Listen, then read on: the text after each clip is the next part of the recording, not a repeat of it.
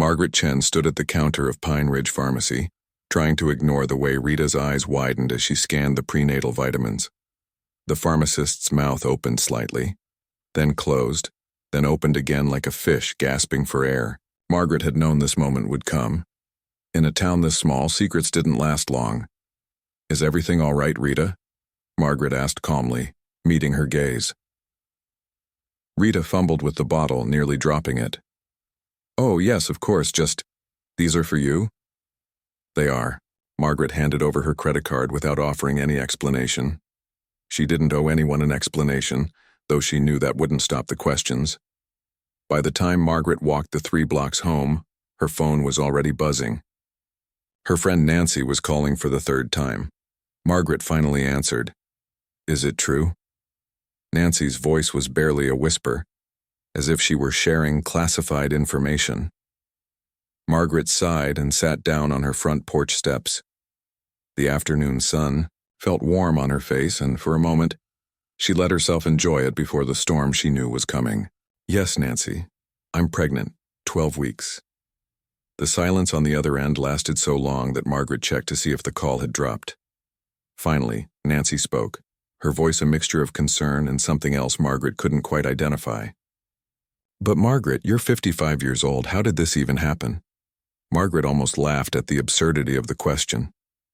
"The usual way, Nancy." 6 months ago, Margaret had taken a solo hiking trip up to the remote mountain trails she and her late husband David used to explore together. It had been 3 years since cancer took him, and she was still learning how to exist in a world without him. The grief had become quieter, but it never really left. On that trip, she'd gotten caught in an unexpected rainstorm and sought shelter in an old cabin she remembered from years ago. That's where she met Thomas. He was tall, weathered by the sun and wind, with a thick beard and kind eyes that seemed to carry their own stories of loss. He lived in that cabin, completely alone, miles from anyone. They talked through the storm, sharing stories about the people they'd loved and lost. One day turned into a weekend. There was something healing about being with someone who understood grief without needing it explained. When the rain cleared, Thomas walked her back to the trailhead. He told her he had to return to his isolated life in the mountains, that he wasn't meant for the regular world anymore. She didn't ask for his phone number or his last name. Some moments in life aren't meant to be stretched into forevers. She never expected to see him again, and she certainly never expected this. "Does he know?" Nancy asked. "I don't know how to reach him," Margaret admitted. "He lives off the grid. No phone, no internet, just him in the mountains." Nancy was quiet again. Then she said something that made Margaret's chest tighten. "People are going to talk, you know. They already are." Margaret did know. She'd lived in Pine Ridge her entire life. She'd taught middle school here for 30 years. She knew exactly how this town worked, how gossip spread like wildfire through the valley, jumping from the pharmacy to the diner to the church to the grocery store faster than any internet connection could manage. By that evening, Margaret's prediction came true. She went to grab dinner at the local diner, same place she'd eaten at least twice a week for decades. The moment she walked in, conversations stopped. People looked at her, then quickly looked away. Some whispered behind their hands. She sat at her usual booth, and the waitress, a young woman named Kelly, who'd been in Margaret's 8th grade class years ago, approached with obvious discomfort. "Hi, Mrs. Chen. The usual?" "Please." Kelly hesitated, shifting her weight from foot to foot. "Mrs. Chen, I just want you to know that I think it's really brave, what you're doing." Margaret smiled, touched by the kindness. "Thank you, Kelly." But not everyone shared Kelly's view. As Margaret ate her meal, she couldn't help but overhear the conversation in the booth behind her. "At her age? That's just irresponsible. I heard it was some random man, someone she barely knows. What kind of example is this setting? She teaches children, for God's sake." Margaret's appetite vanished. She left cash on the table and walked out, her head high even as her heart sank. The next morning, her principal, Mr. Hoffman, called her into his office before classes started. He was a thin man with wire-rimmed glasses who'd always been supportive of Margaret's teaching. Today, though, he looked uncomfortable, avoiding eye contact as he gestured for her to sit. "Margaret, I want to start by saying this is a difficult conversation for me." "Then don't have it," Margaret replied, though she knew it wouldn't be that simple. Mr. Hoffman cleared his throat. "I've received several calls from parents. They're concerned about your situation. My pregnancy? Yes. They're questioning whether it's appropriate for you to continue teaching their children while you're dealing with such a high-risk pregnancy at your age." Margaret felt her face flush with anger. "My doctor says I'm healthy. The baby is healthy. My personal life has nothing to do with my ability to teach." I know. He held up his hands defensively. "I'm not saying I agree with them. I'm just telling you what's happening. The school board is getting involved. There's talk of placing you on leave." "Leave? For being pregnant?" Margaret stood up, her chair scraping loudly against the floor. "That's discrimination, Dennis. It's not official. Not yet. But I wanted to warn you about what's coming." Margaret left his office feeling like the walls were closing in. She'd always been respected in this community, valued for her dedication and her kindness. Now, overnight, she'd become an object of judgment and scorn.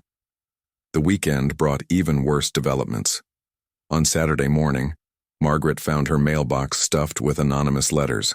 Her hands shook as she read them. "You should be ashamed of yourself. This is disgusting behavior for a woman your age. What kind of mother will you be? You'll be in your 70s when this child graduates high school." She threw them in the trash, but the words lingered like poison. That afternoon, she discovered someone had spray-painted the word "shame" across her fence in bright red letters. She stood there staring at it, feeling more alone than she had even in the darkest days after David's death. Sunday, she forced herself to go to church. She'd been part of this congregation for 20 years, singing in the choir, organizing bake sales, visiting sick members. She thought these people knew her, valued her. After the service, Patricia Henderson, who led the women's ministry group, approached her with a tight smile. "Margaret, we think it might be best if you took a break from your volunteer work, just until things settle down." "Things?" Margaret repeated. "You mean until I'm no longer visibly pregnant?"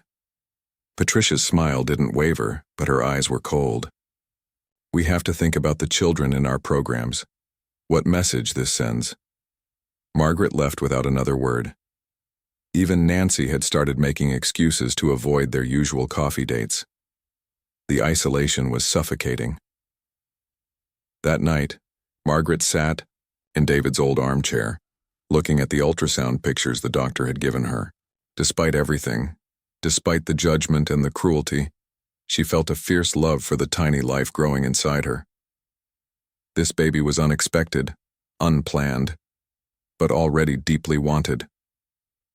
She thought about Thomas, wondered if he would care, if he would want to be involved. Part of her hoped he'd stay in his mountain cabin, oblivious to all of this. It might be easier that way. Then, just after 9 o'clock, there was a knock at her door. Margaret jumped, startled. Nobody visited this late.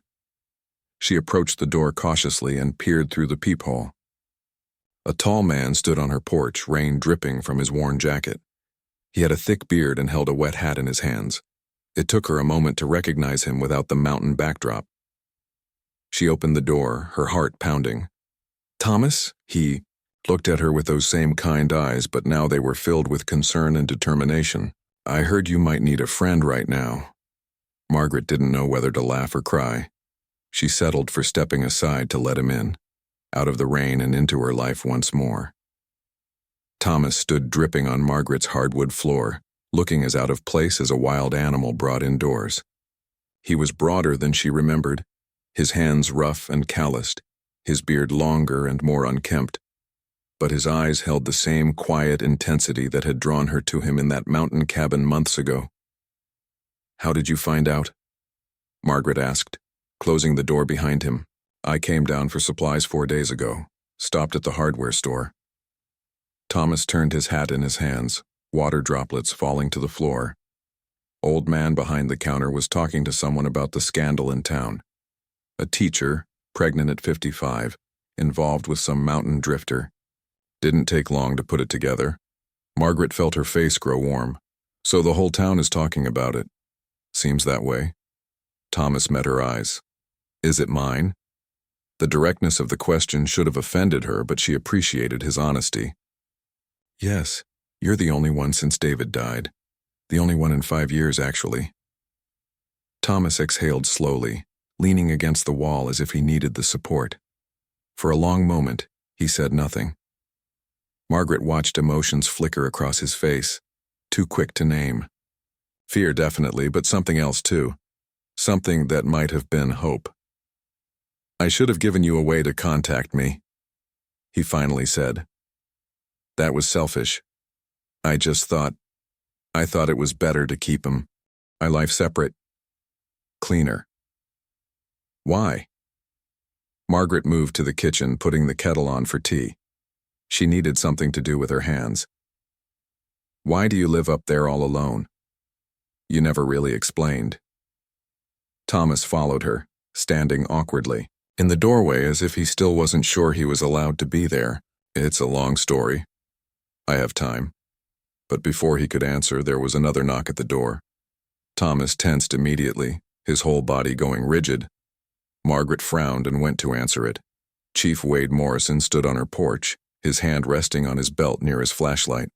He was a solid man in his 50s, someone Margaret had known for years. Usually he was friendly. Tonight his face was all business. Evening, Margaret. Saw lights on, wanted to check that everything's okay. Everything's fine, Wade. Just having a visitor. Morrison's eyes shifted past her, spotting Thomas in the hallway. That him? The mountain man everyone's talking about? Margaret felt her jaw tighten. His name is Thomas, and yes, he's visiting me. Is that a crime? Course not. But Morrison didn't move. Mind if I come in? Just want to make sure you're safe. I'm perfectly safe. Ma'am, with respect, you don't know much about this man. Where he comes from, what his background is. Morrison's voice took on a harder edge. I'd like to see some identification if you don't mind, sir. Thomas stepped forward slowly, reaching for his wallet. Margaret noticed his hands were shaking slightly. He handed over a worn ID card. Morrison studied it under his flashlight, his frown deepening. Thomas Reed. This address current? I don't have a street address. I live off-grid. Where exactly? About 40 miles north up in the high country. Morrison handed back the ID but didn't look satisfied.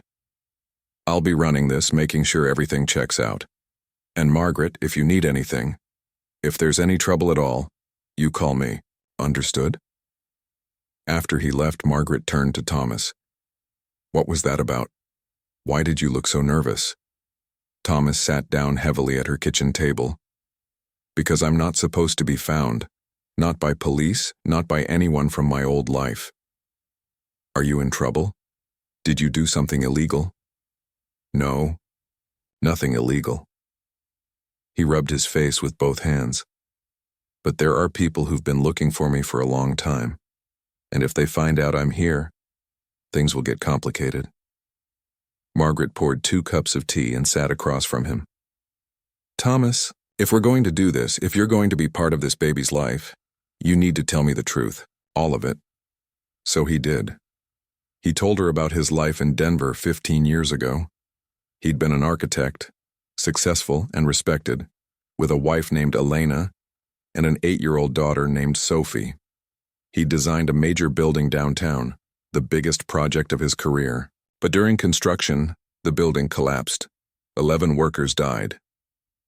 Margaret listened, her tea growing cold as Thomas talked. His voice was hollow, like he was recounting someone else's tragedy rather than his own. The investigation revealed that the contractor had used cheaper materials than specified, ignored safety protocols, cut corners everywhere that mattered. The official report put 80% of the blame on the construction company, but Thomas's name was still attached to the disaster. His face was on every news channel. People called him a murderer. His family received death threats. Elena couldn't handle it, Thomas said quietly. The reporters camped outside our house. Sophie's friend's parents wouldn't let her come over to play anymore. Elena filed for divorce 6 months after the collapse. She took Sophie and moved to her parents' place in Grand Junction. His voice cracked on the next part. They died in a car accident on the way there. Head-on collision with a drunk driver. I lost them both in one night. Margaret reached across the table and took his hand. She understood now why he'd recognized the grief in her eyes when they first met. They'd both lost everything. The contractor's company declared bankruptcy, Thomas continued. The families of the workers who died got almost nothing. I had insurance money, settlements from my own firm. I gave most of it away to help them, but it wasn't enough. It could never be enough. So you disappeared. I couldn't stay in Denver. Everywhere I went, people recognized me. I couldn't find work, couldn't sleep, couldn't breathe. One day I just started driving. Ended up at my grandfather's old cabin. He'd built it himself back in the 50s, lived there for years before he died. It was abandoned, falling apart. I fixed it up, started living off the land, and I just stayed. For 15 years? For 15 years. Thomas looked at her with hollow eyes. I only come down to town 4 times a year for things I can't grow or hunt. Salt, flour, some basic supplies. I pay cash, don't talk to anyone more than necessary, then disappear back into the mountains. It's not much of a life, but it's the only one I can handle. Margaret processed all of this, trying to reconcile the broken man before her with the father of her unborn child. And now? Now I heard about you, about what this town is doing to you. And I realized I've been a coward. Thomas's voice grew stronger. I ran away from my responsibilities once. I won't do it again.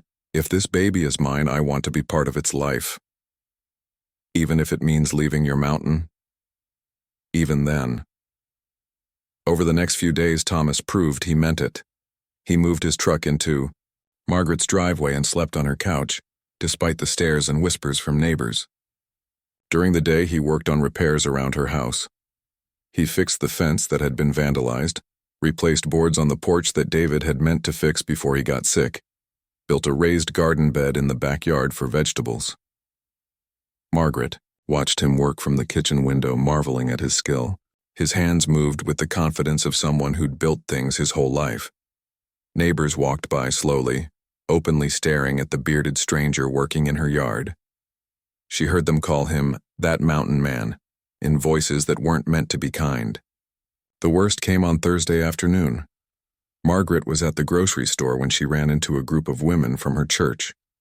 Patricia Henderson was among them, along with 2 other women Margaret had known for years. "Margaret," Patricia said with false sweetness, "how are you feeling?" "I'm fine, thank you." "And your guest? Is he still staying with you?" Margaret felt something snap inside her. She was tired of the judgment, the fake concern that barely masked contempt. "His name is Thomas. And yes, he's staying with me. He's the father of my baby, and he's helping me prepare for her arrival." One of the other women gasped softly. Patricia's smile never wavered, but her eyes went cold. "We're just concerned about you, dear. You don't really know this man. He shows up out of nowhere and now he's living in your house? What if he's after your money, your late husband's insurance? What if he's just a decent man who wants to be responsible for his child?" Margaret shot back. "What if he's a better person than all of you, who claim to be Christians but can't show an ounce of compassion to someone you've known for 20 years? She left her half-full cart and walked out, shaking with anger. But underneath the anger was hurt.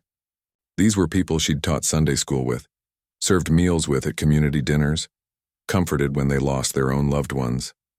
How quickly they'd turned on her. When she got home, Thomas was on the roof, replacing damaged shingles. He climbed down when he saw her face. What happened?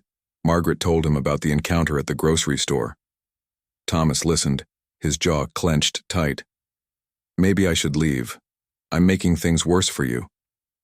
"Don't you dare." Margaret surprised herself with the fierceness in her voice. "You're the only person in this town who hasn't judged me or abandoned me. Well, you and Mr. Yamamoto at the hardware store." That afternoon, Margaret got another blow.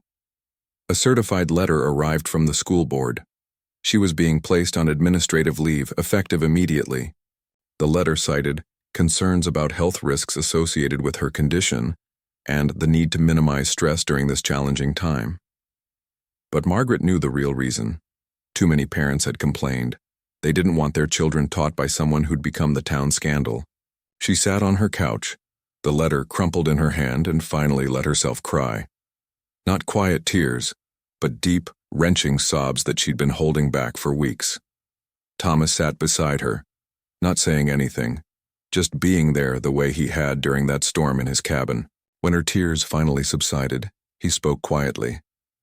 "I know what it's like to be branded by a town, to have everyone decide who you are without knowing the whole story. Does it get better? I don't know. I ran away instead of finding out." Thomas looked at her with something like admiration. "But you're not running. You're stronger than I ever was." That night, after Thomas had fallen asleep on the couch, Margaret stood at her bedroom window looking out at the dark street. A black SUV was parked across the road, its engine off, but someone clearly sitting in the driver's seat. She'd noticed it earlier too, though she'd thought nothing of it at the time. Now, watching it in the darkness, she felt a chill run down her spine. She went downstairs and gently shook Thomas awake. There's a car outside, just sitting there, watching the house. Thomas went to the window and peered out through the curtains.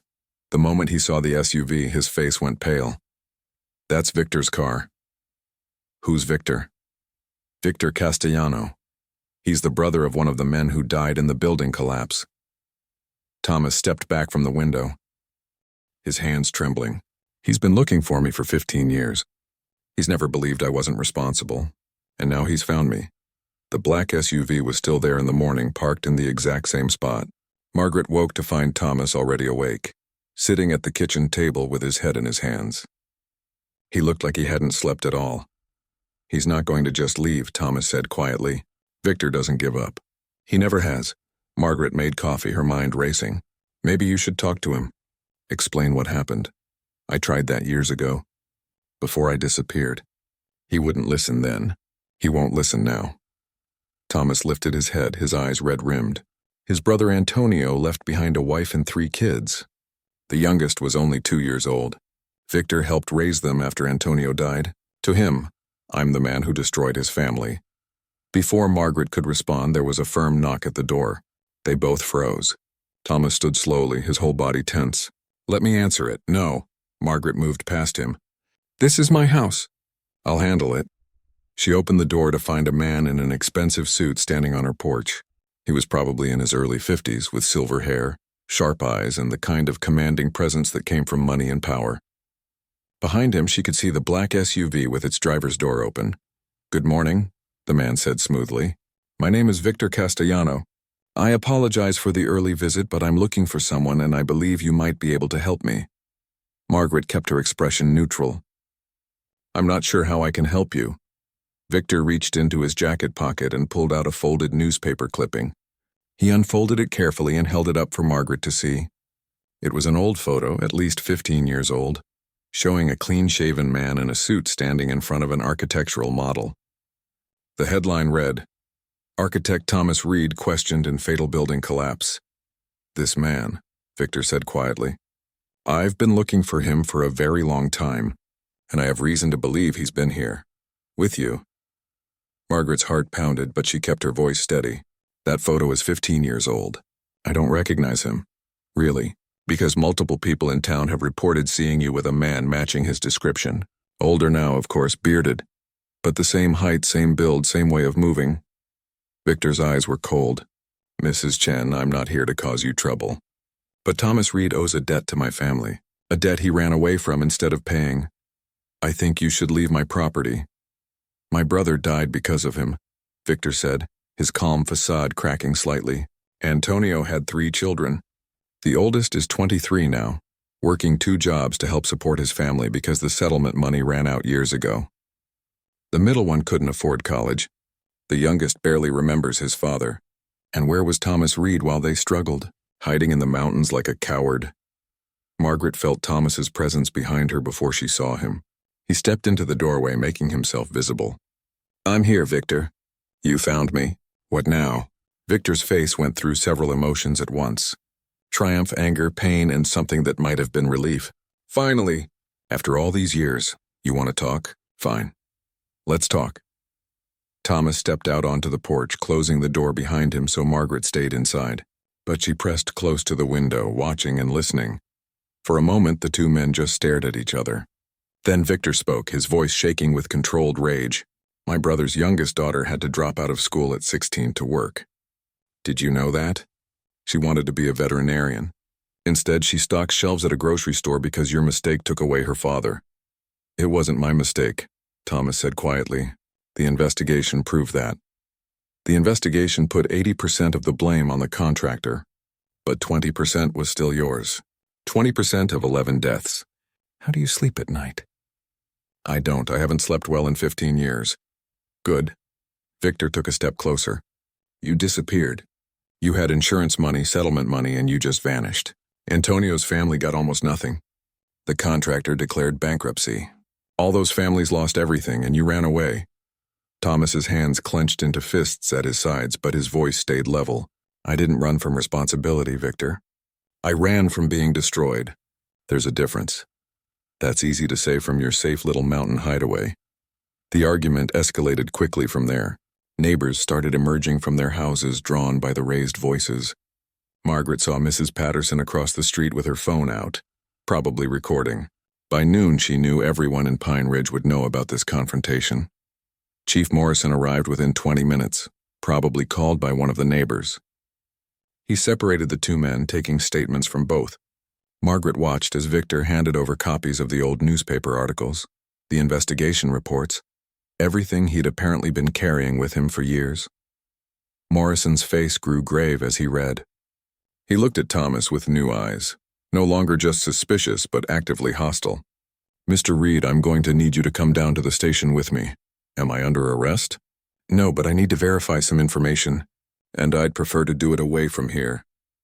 Morrison glanced at the gathering crowd of neighbors. After they left, Margaret stood alone in her house, feeling like the walls were closing in. Within an hour, news vans started arriving. Reporters from Denver, Colorado Springs, even one from a national network. The story had everything they loved. A disgraced architect hiding in plain sight, a scandal in a small town, secrets revealed. By evening, Margaret's phone wouldn't stop ringing. News stations wanted interviews. The school board wanted a statement. Even people she hadn't spoken to in years were calling to ask if it was true, if she was really involved with the man from the building collapse. Nancy finally showed up around 6, her face pale. Margaret, is it true? Is Thomas the architect from that disaster? Yes, but he's not the villain everyone thinks he is. There's video of the argument on YouTube already. It has 50,000 views. Nancy sat down heavily. People are saying you're harboring a fugitive, that you're in danger. The school board is meeting tomorrow to discuss terminating your employment permanently. Margaret felt numb. Everything was spiraling out of control so fast. He's not a fugitive. He broke no laws. He just wanted to be left alone. But Margaret, 11 people died. Because a contractor cut corners, not because of Thomas's design. The investigation proved that. Margaret's voice rose with frustration. Why is everyone so eager to believe the worst? Why can't anyone show an ounce of compassion? Nancy left shortly after, clearly uncomfortable. Margaret sat in the growing darkness, one hand on her belly where she could feel the baby moving. She'd never felt more alone. Thomas returned near midnight, exhausted and defeated. Morrison had questioned him for hours, verifying his identity, pulling up old case files, contacting authorities in Denver. But in the end, there was nothing to charge him with. He hadn't broken any laws by disappearing. He'd fulfilled all legal obligations from the collapse. He was simply a man who'd chosen to vanish. Victor's staying in town, Thomas said, collapsing onto the couch. He's not done with me. And now everyone knows who I am. What I did, or what they think I did. What they think you did, Margaret corrected. She sat beside him. Thomas, we need to fight this. We need to show people the truth. The truth doesn't matter to people like Victor. The truth won't bring his brother back. The next day, everything got worse. The school board held an emergency meeting and voted unanimously to terminate Margaret's employment. Not suspend, terminate. After 30 years of service, they fired her with a form letter delivered by courier. Someone threw a brick through her front window that afternoon. The word killer was spray-painted on her garage door. Margaret called Morrison, but he seemed less interested in investigating the vandalism than in suggesting that maybe Thomas should leave town for everyone's safety. Kate, the young paralegal who'd been Margaret's student years ago, showed up unexpectedly that evening. She had a briefcase full of documents. "Mrs. Chen, I've been doing research on the building collapse case. I work at a law firm in Denver and I pulled all the public records." Kate spread papers across the dining room table. "The official investigation findings are very clear. The contractor, Westfield Construction, was primarily at fault. They used substandard materials, ignored safety protocols, and falsified inspection reports. Thomas Reed's design was sound. The building would have been perfectly safe if built according to his specifications." Thomas looked at the documents like they were foreign objects. "I know what the investigation said." "Yes, but does Victor know? Does this town know?"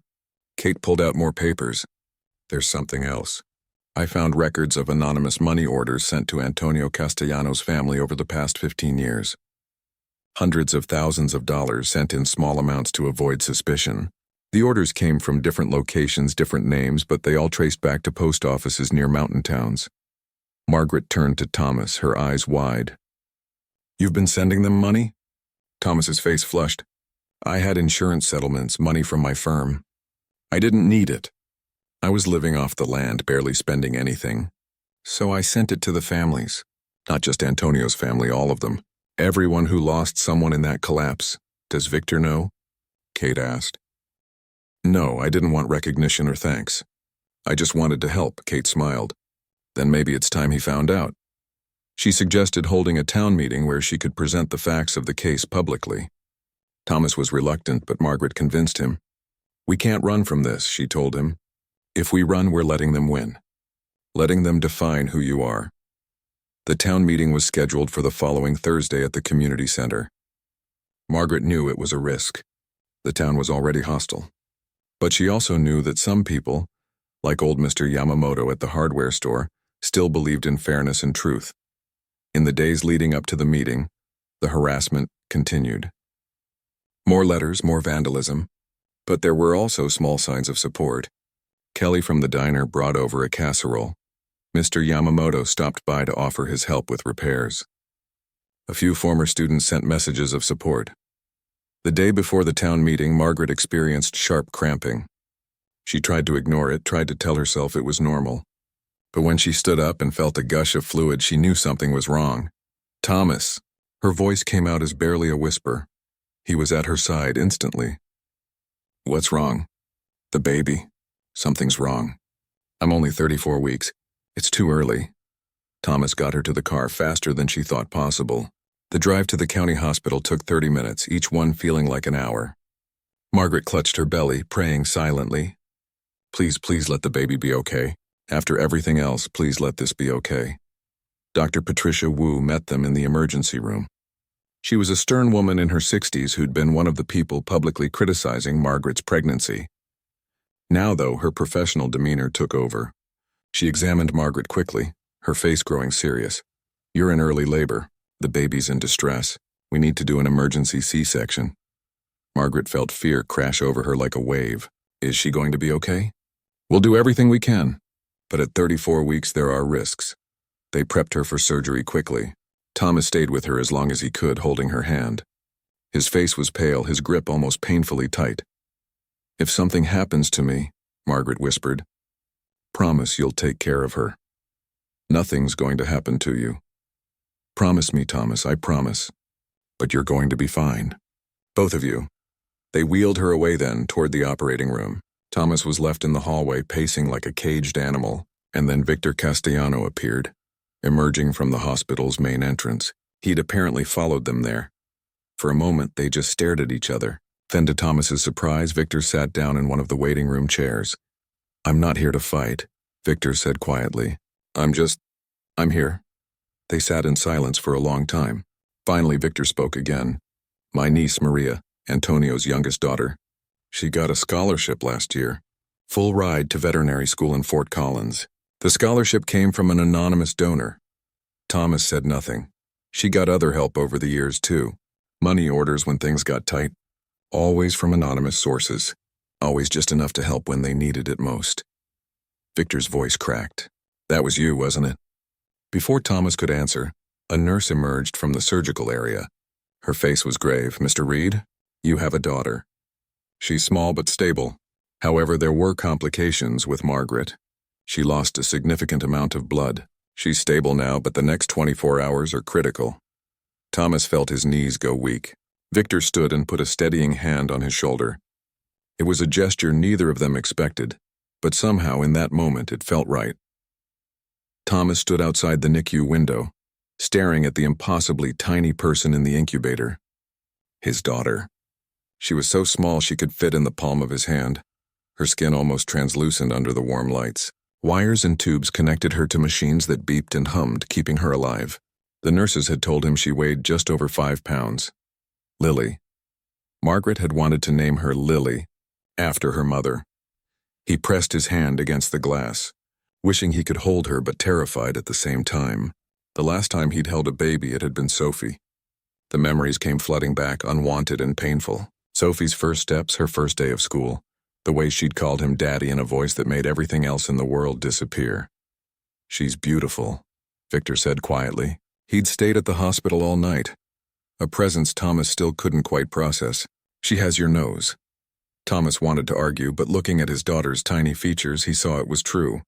I don't know how to do this. I don't know how to be a father again. You don't forget. It's like riding a bike, except the bike is screaming and needs you every 2 hours. Despite everything, Thomas almost smiled. Why are you still here, Victor? Why aren't you angry anymore? Victor was quiet for a long moment. Can I show you something? They went to the hospital cafeteria where Victor pulled out his phone. He scrolled through his photos until he found what he was looking for. A young woman in scrubs holding a puppy, smiling at the camera with pure joy. This is Maria, Antonio's youngest. She's in her first year of veterinary school now. Victor's voice was thick with emotion. After her father died, we thought her dreams were over. The family couldn't afford college, couldn't afford anything really. But then these money orders started coming. Never with a name, never with an explanation, just enough to help. He scrolled to another photo, a young man in a graduation cap and gown. This is Diego, the oldest. He graduated with a degree in engineering last year. Also got mysterious scholarship money that appeared at exactly the right time. Victor, I spent 15 years hating you. Victor interrupted. 15 years tracking you down, obsessed with making you pay for what happened to Antonio. And all that time, you were the one keeping his children's dreams alive. Thomas felt his throat tighten. It wasn't enough. Money can't bring him back, no. But it gave his kids a future. That's what Antonio would have wanted. Victor put his phone away. I was wrong about you, Thomas. I'm sorry it took me this long to see it. They sat in silence, drinking terrible hospital coffee, until a nurse came to tell Thomas that Margaret was awake. She looked so small in the hospital bed, surrounded by machines just like their daughter. Her face was pale, her eyes tired, but when she saw Thomas, she smiled. Did you see her? I did. She's perfect. Thomas took her hand carefully, mindful of the IV. You scared me.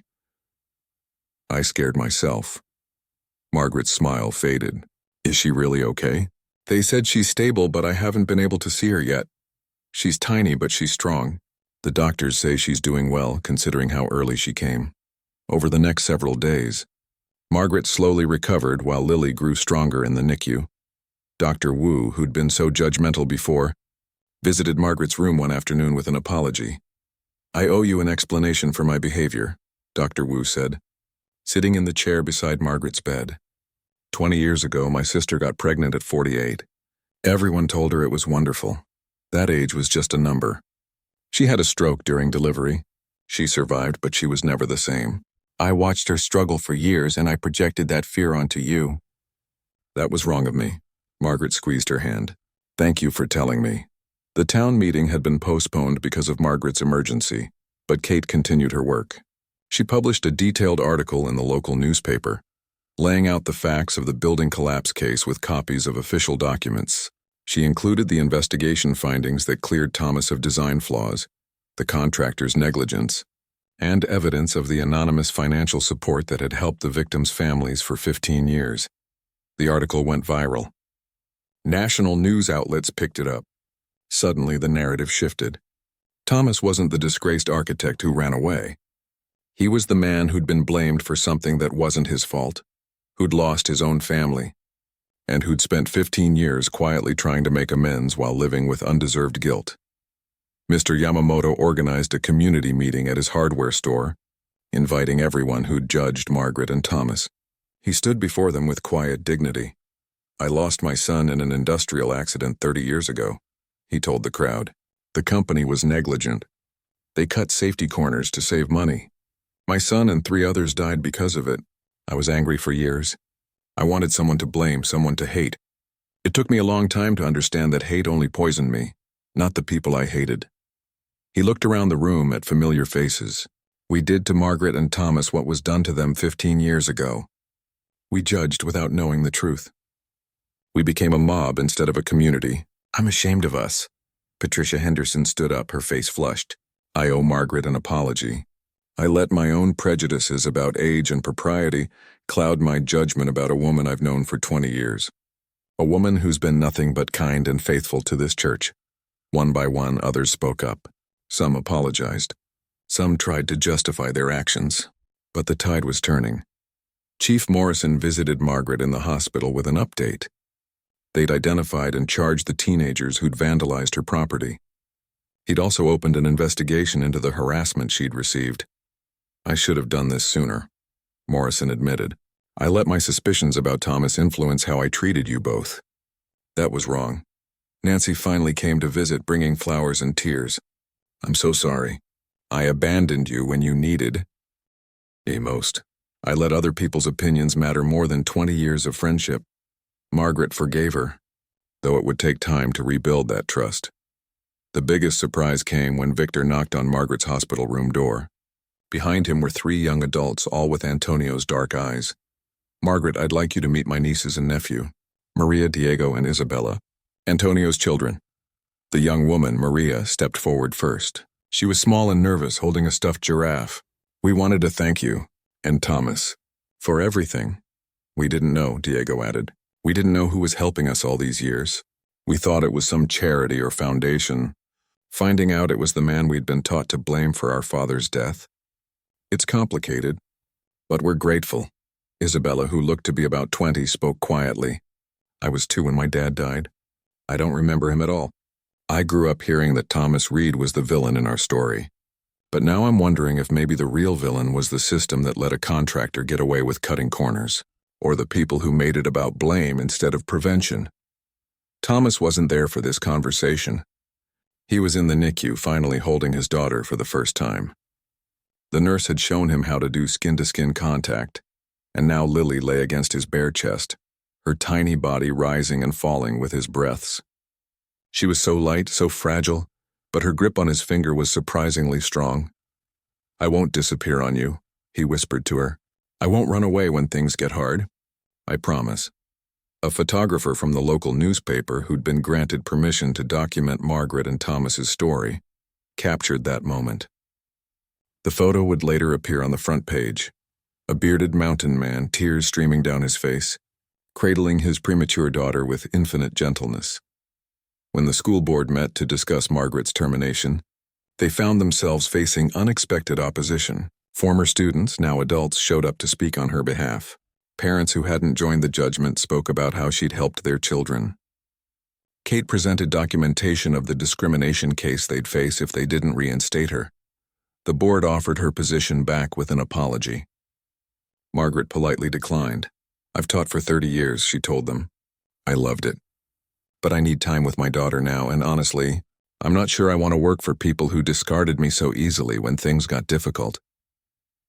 3 weeks after Lily's birth, Margaret was finally able to bring her home. The baby was still tiny, still needed careful monitoring, but she was healthy enough to leave the NICU. Thomas had spent those weeks preparing, reading every book about infant care he could find, setting up the nursery in what had been Margaret's guest room. The day they brought Lily home, they found their street lined with neighbors, but instead of judgment, they were met with welcome home signs and gifts. Kelly from the diner had organized a meal train. Mr. Yamamoto had built a beautiful cradle from cedar wood. Even Patricia Henderson was there, holding a baby blanket she'd knitted herself. "We were wrong," Patricia said simply. "We hope you can forgive us." That evening, Margaret sat in the rocking chair David had bought when they'd first gotten married, hoping for children that never came. Now holding Lily, she felt a sense of rightness she hadn't expected. Thomas stood in the doorway, watching them. "Victor offered me a job," he said quietly. Margaret looked up. "What kind of job?" "He runs a construction company in Denver. He wants me to consult on structural design and safety. Make sure what happened 15 years ago never happens again. I could work remotely, only go to Denver a few times a month. Do you want to do it?" Thomas was quiet for a long moment. "I think I do. I think it's time to stop hiding, to use what I know to help prevent other tragedies." "What about your cabin? Your life in the mountains?" "The cabin will still be there. We can visit it, show Lily where her father went to heal, but my life isn't there anymore." He crossed the room and knelt beside the rocking chair, looking at both Margaret and Lily. "My life is here. With you, with our daughter, if you'll have me." Margaret's eyes filled with tears. "Of course we'll have you." That night, after Lily was asleep in her new cradle, Margaret and Thomas sat on the back porch. The mountains were visible in the distance, dark shapes against the starlit sky. They could see Thomas's world up there, remote and isolated. But down here, in this small town that had judged them so harshly and then learned to do better, was a different kind of peace. "Do you think people can really change?" Margaret asked. Thomas thought about Victor, about how hate had transformed into understanding, about his own journey from isolation to connection, about a town that had learned to choose compassion over judgment. "I think they can," he said, "if they're willing to see past their own pain, if they're willing to listen." As if on cue, Lily cried from inside the house. Margaret started to get up, but Thomas stopped her. "I've got her. You rest." He went inside, picked up his daughter with growing confidence, and walked her around the room, singing softly, a lullaby his own mother had sung to him, one he'd sung to Sophie long ago. Outside, Margaret listened to his voice through the window and thought about second chances, about how life doesn't end at 55 or after loss or even after being judged by an entire town. Sometimes it just begins again, in ways you never imagined, with people you never expected, creating a future you didn't know you needed. 3 months had passed since Lily came home from the hospital. The seasons had changed, autumn painting the mountains in brilliant colors. Margaret stood at her kitchen window, watching Thomas push Lily in a stroller around the backyard. He'd trimmed his beard and cut his hair, looking more like the architect he'd once been and less like the mountain recluse. But the gentle way he moved, the careful attention to everything around him, that was purely Thomas. Lily had grown steadily, reaching the weight she should have been at birth. Her tiny features were becoming more defined, and Margaret swore she could see both of them in her face. David's spirit, too, somehow, in the way she seemed to observe everything with quiet curiosity. Margaret's phone rang. It was Kate calling with news. "Mrs. Chen, I finished the book proposal based on your notes. I sent it to 5 publishers yesterday. One already responded. They want to meet with you next week." Margaret had been writing her story during those early morning hours when Lily slept, Thomas beside her on the couch. She wrote about judgment and redemption, about how quickly communities could turn on people they claimed to love, and how powerful forgiveness could be. Kate had helped her shape it into something that might help others facing similar situations. "That's wonderful, Kate. Thank you." "There's more. The State Teachers Association wants you to speak at their conference about discrimination in education. And a national parents magazine wants to interview you about later-in-life pregnancy." Margaret smiled. "Tell them I'll think about it. Right now, I just want to focus on my family." After she hung up, Nancy arrived with her usual Tuesday visit. Their friendship had slowly rebuilt over the past months, though it was different now. More honest, less assumed, Nancy had proven herself through consistent presence, showing up even when Margaret was tired or frustrated, helping without being asked, apologizing through actions more than words. "I brought lunch," Nancy said, holding up bags from the diner. "Kelly sent extra dessert for Thomas. She says he's too skinny." They ate together while Lily napped, talking about ordinary things. The new family moving in down the street, the upcoming town festival, Nancy's daughter's wedding plans. Normal life, the kind Margaret had thought she'd lost forever. That afternoon, Victor drove up from Denver with his nieces and nephew. It had become a regular occurrence, these visits. At first they'd been awkward and painful, everyone navigating the complicated emotions of forgiveness and connection. But slowly, something like family had formed. Maria brought Lily a stuffed puppy from the veterinary school gift shop.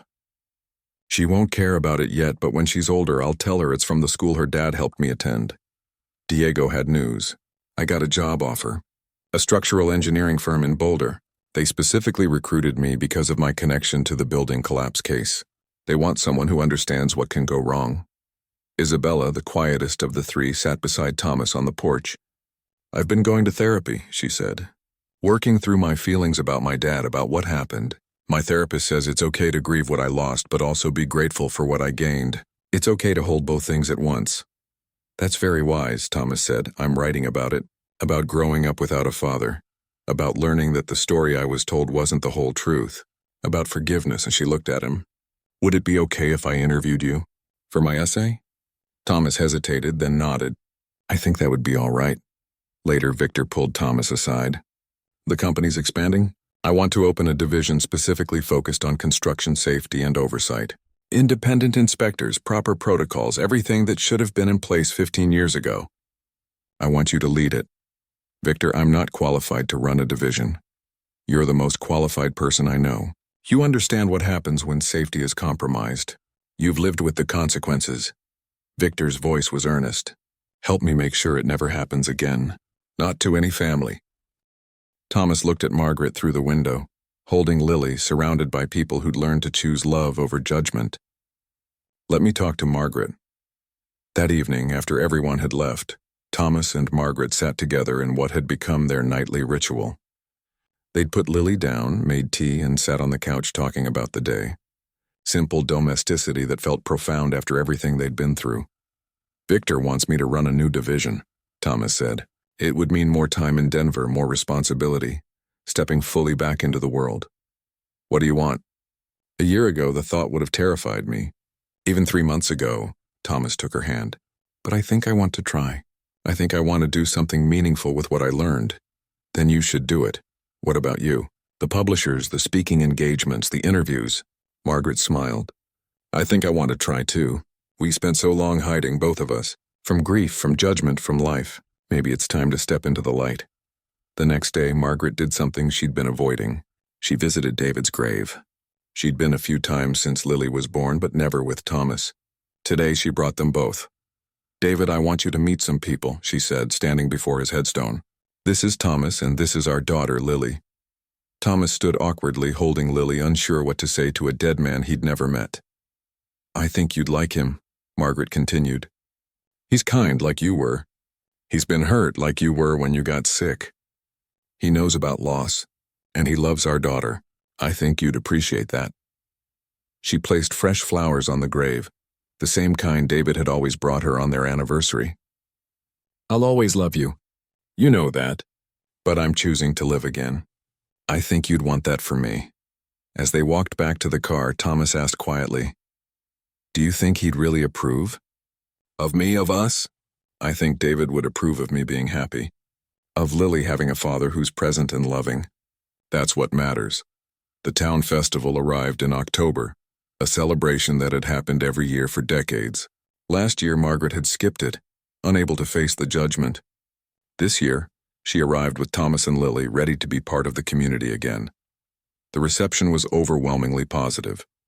People stopped to admire Lily, to congratulate them, to express genuine happiness for their family.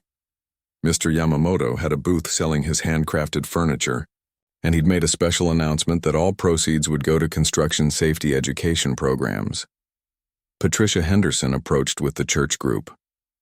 Margaret, we're hosting a support group for mothers facing judgment about their parenting choices. We'd love for you to lead it if you're interested. Why me?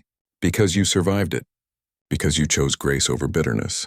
Because you're exactly who those women need to hear from. Margaret agreed, feeling like pieces of her old life were returning. But different. Better somehow. Chief Morrison stopped by their booth off-duty and relaxed. Thomas, I owe you an apology. I let assumptions guide my actions instead of facts. That's not the kind of law enforcement this town needs. Apology accepted. I'm implementing new training for my officers about implicit bias, about treating people with dignity regardless of circumstances. I'm hoping you might come speak to them sometime. Share your perspective." Thomas agreed, surprised to find he wanted to do it. As the sun set over the festival, Margaret and Thomas stood at the edge of the field watching Lily sleep in her stroller. The mountains rose in the distance, constant and unchanging. But down here in the valley, everything had transformed. "I went to the cabin last week," Thomas said. "While you were visiting your sister. How was it?" "Lonely. I used to think that isolation was peace, that being alone meant I couldn't be hurt again. But I was wrong." He looked at Margaret.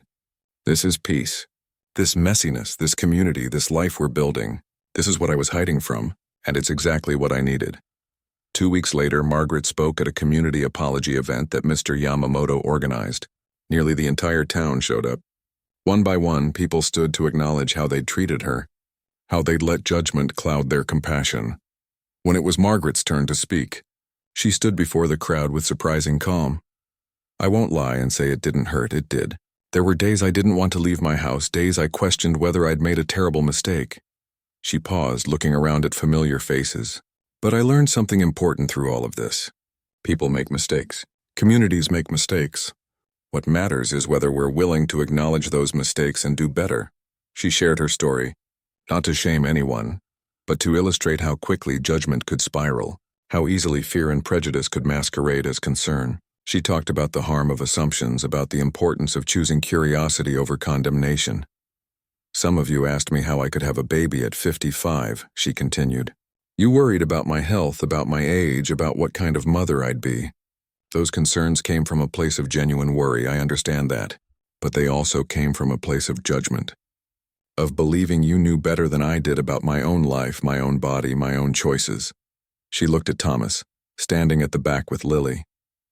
"Thomas taught me something. He showed me that running from judgment doesn't work. It just isolates you, makes you smaller and smaller until you're barely living at all. The answer isn't to hide. It's to live authentically, to demand to be seen fully, and to trust that truth will eventually break through prejudice." When she finished, the applause was long and sincere.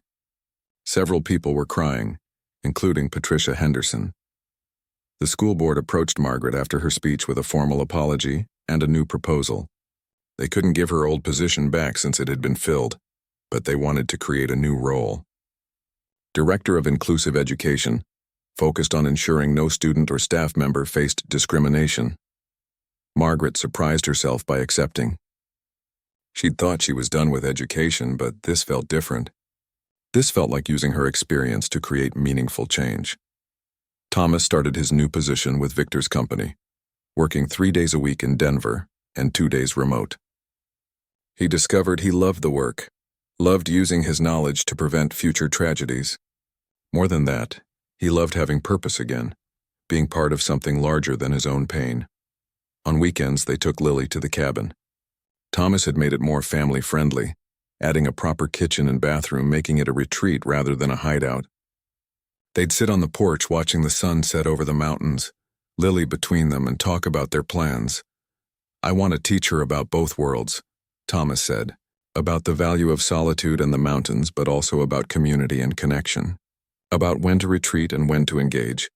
She's lucky to have you as her father. I'm lucky to have her, to have both of you." Thomas looked at Margaret seriously. "I know we've been taking this slow, figuring things out as we go. But I want you to know this isn't temporary for me. This isn't me hiding in your life until it's safe to disappear again. This is permanent." Margaret smiled. "I know." 1 year after Lily's birth, they held a small party at their house. Victor came with Antonio's children, now clearly comfortable in Thomas's presence. Kate brought her new boyfriend. Nancy helped organize everything. Mr. Yamamoto brought a handcrafted toy chest for Lily. Even Chief Morrison stopped by with his wife. Dr. Wu came too, holding a gift. "I wanted you to know that I've started advocating for better support for older mothers in my practice. Your experience taught me that my fears were limiting my ability to provide good care. Thank you for that lesson." As the party wound down, Margaret stood on the porch watching the sunset. Lily was on her hip, babbling happily, reaching for everything. Thomas came out and wrapped his arm around both of them. "You know what I realized today?" Margaret said. "What's that?" "A year ago, I thought my life was over. I thought the town's judgment, the isolation, the cruelty would break me. But it didn't. It broke something open instead. It broke open the possibility of this. She gestured to the house full of people, the community they'd rebuilt, the life they were creating together. The town turned against you, Thomas said quietly, and then they learned to do better. We all learned to do better. Me, you, them. That's the real story. Not that people judged us, but that we all found our way back to each other. Inside, someone started playing music. Nancy was trying to teach Victor how to dance, both of them laughing. Maria was showing Isabella pictures from veterinary school. Diego was deep in conversation with Chief Morrison about engineering and emergency response. Kate was organizing the gifts, her organizational skills making order from chaos. This was family. Not the one Margaret had imagined when she married David, not the one Thomas had lost when Elena and Sophie died. But family nonetheless, built from judgment and forgiveness, from pain and healing, from people choosing to do better. Lily reached for Thomas's beard, which he'd let grow a little longer again. Not mountain man long, but enough to be himself. He lifted her up, tossing her gently in the air, her delighted squeals filling the evening air. Margaret thought about the girl who'd be raised in this community, by these people. She'd know her father's story, understand that people could be wrong and then choose to be right. She'd see her mother's strength, learn that age was no barrier to new beginnings. She'd meet Victor and Antonio's children, understand the complicated beauty of forgiveness. Most importantly, she'd know that love doesn't follow society's timelines or expectations, that family can be built and rebuilt, that communities can heal, that second chances are real. The next day, Margaret received the contract for her book. The publisher wanted to call it Never Too Late, a story of judgment, redemption, and choosing life. She signed it while Lily napped and Thomas made dinner, and she felt a sense of completion. Not an ending, but a beginning that acknowledged everything that had come before. That night, Thomas pulled out architectural plans he'd been working on. An addition to the house, a proper nursery that would grow with Lily, a home office for Margaret's writing, a workshop for his designs. I want to build our future, he said. Literally. I want to design the space where Lily will grow up, where we'll grow old together. Is that too presumptuous? Margaret looked at the careful sketches, saw the love in every line. It's perfect. As they stood looking at the plans together, Lily woke from her nap with her usual cheerful noises. Margaret went to get her, and when she returned, Thomas was still studying the designs, making small adjustments. She watched him, this man who'd hidden in the mountains for 15 years, now planning a future he'd never thought he'd have. She thought about herself, the widow who'd believed her life was effectively over at 52, now stepping into the most vibrant chapter yet. Do you ever wonder what would have happened if you hadn't heard the gossip at the hardware store? Margaret asked. If you'd never come down from the mountain? Thomas was quiet for a moment. All the time, I think about how close I came to missing all of this. Missing her. He looked at Lily, who was trying to grab his nose. Missing you. Missing the chance to be part of the world again. Do you miss it sometimes? The solitude? Sometimes. But not the loneliness. There's a difference. He smiled. Besides, I have the cabin for when I need solitude. And I have this for when I need life. Margaret understood exactly what he meant. They'd both needed to learn that survival wasn't the same as living. That isolation wasn't the same as peace. That sometimes the things we fear most are the things that save us. The town had turned against her for being pregnant at 55. They'd judged, condemned, and tried to shame her into hiding. But she'd refused. She'd stood firm, demanded to be seen, and in doing so had given them the chance to be better than their worst instincts. And then a mountain man had appeared, carrying his own burden of judgment and loss. Together they'd faced the cruelty and found something unexpected on the other side. Not just forgiveness, but transformation. Not just survival, but joy. As the sun set behind the mountains, painting the sky in brilliant colors, Margaret held her daughter close and leaned into Thomas's warmth. She thought about the journey that had brought them here, about the secret only he knew, about the community that had learned to choose love over judgment. She thought about new beginnings at 55, about second chances and second families, about redemption and grace. And she thought about tomorrow and all the tomorrows after that, stretching out before them like the valley below the mountains, full of possibility, full of life, full of love.